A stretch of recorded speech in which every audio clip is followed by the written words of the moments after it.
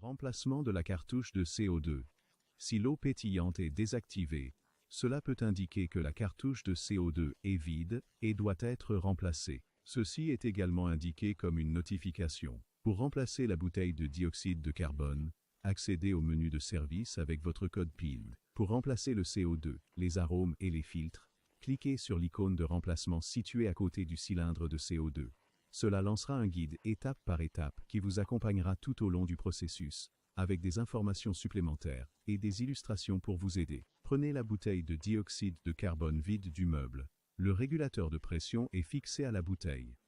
Il comporte un manomètre pour la pression régulée, un manomètre pour la pression de la bouteille, et une vis de réglage pour ajuster la pression régulée. La vanne principale est située sur la bouteille de dioxyde de carbone. Tournez la vanne entièrement dans le sens horaire pour la fermer. Ensuite, appuyez sur Terminer pour passer à l'étape suivante. Cela dépressurisera automatiquement la ligne de dioxyde de carbone, et vous pourrez le constater sur les jauges de pression du cylindre et du régulateur. Ensuite, nous allons desserrer le régulateur de pression.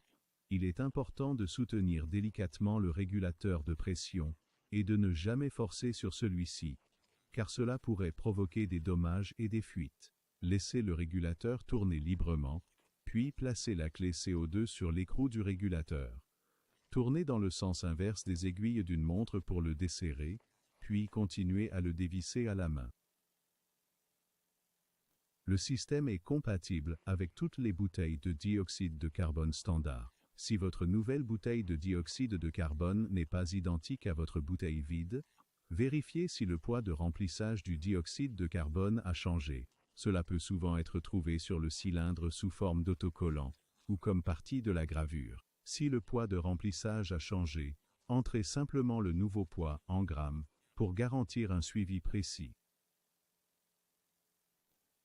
Ensuite, nous allons installer le régulateur de pression.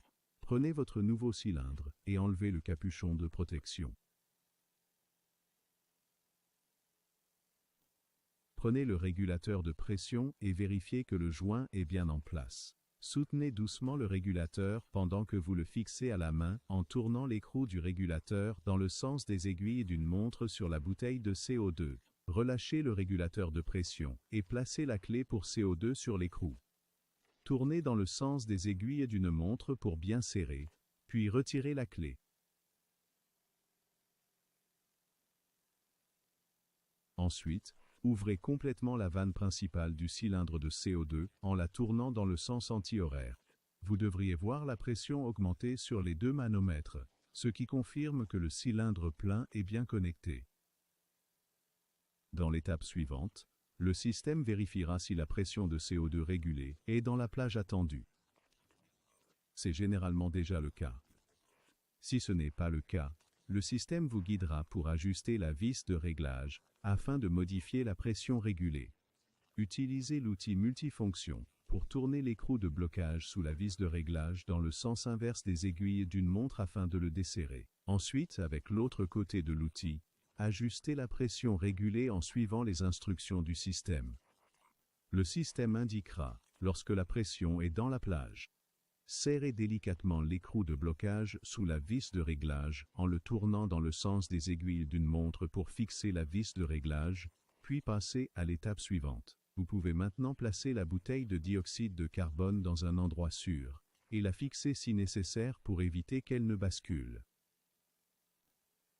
Vous pouvez maintenant finaliser la procédure. Vous remarquerez que le suivi a été remis à 0.